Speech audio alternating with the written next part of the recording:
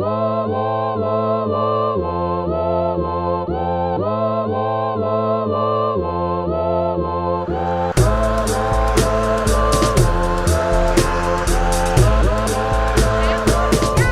here with Wendy, Iles, global hairstylist.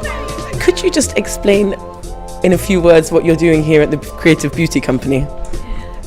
Teaching tips and tricks. Yesterday we had a day on, I do a lot of celebrity work, so it was teaching them more about the tricks of a good recipe for red carpet, and we saw that that recipe can be interpreted in many different hairstyles depending upon the celebrity we have in our chair. So that was a good day. Today we're doing more craft work. It's more about working with textures and poetry. Sorry, can we do one more? Why did you become a hairdresser? I can remember being 5 years of age and playing hairdresser. All my dolls have amazing haircuts, chopped to bits. Since forever, there was nothing else for me but that. Which years of your life were the most influential and important to you? Well, my training was with Vidal Sassoon. I trained a long time ago. I was actually on the floor with him. I learned how to put a roller in properly in my first training. I learned how to do a chignon, hairdressing as such. And then the Sassoon was the cherry on the cake, which taught me really how to cut hair. How did you develop your style? Well, I'm known in the business today for the spun silk texture, that beautiful spun silk texture. And that's because I get booked for hundreds of hair campaigns. It's like an actress or an actor. You get trademarked by the work that you're booked to do. If they give me freedom or if they give me carte blanche, I will always go down a more raw and rough road with hair. What has made you the stylist you are today? Well, definitely old school rules, determination, believing in myself.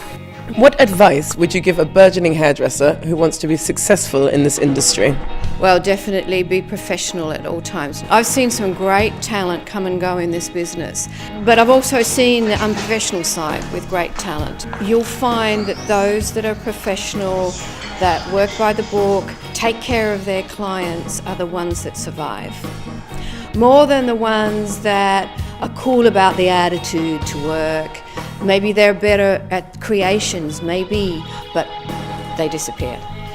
In your work, it's clear you do not only create beautiful style, but are able to transform the model's hair into a piece of art. What key ingredients do you use when approaching your creative process? You have to have a plan.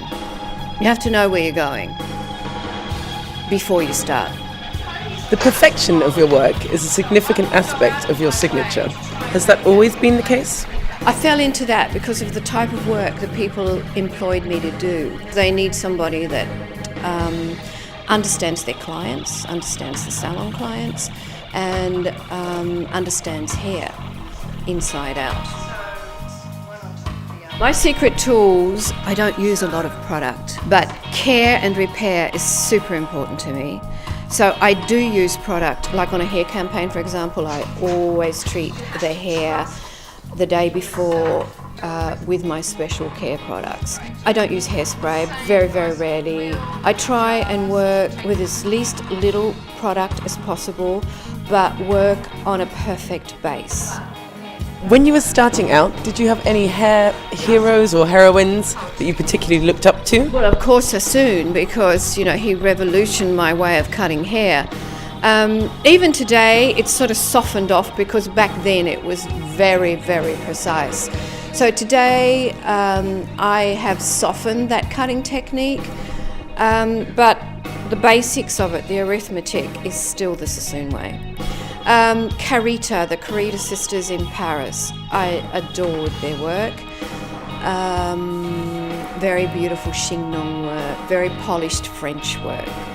There was an Alexandre de Paris also that I look back on and admire the structure of the hair.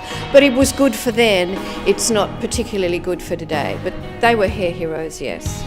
And where will your next hair journey take you? I go home for 2 days and then I come back to Germany with Heidi Klum and then I'm off to LA. Thank you so much.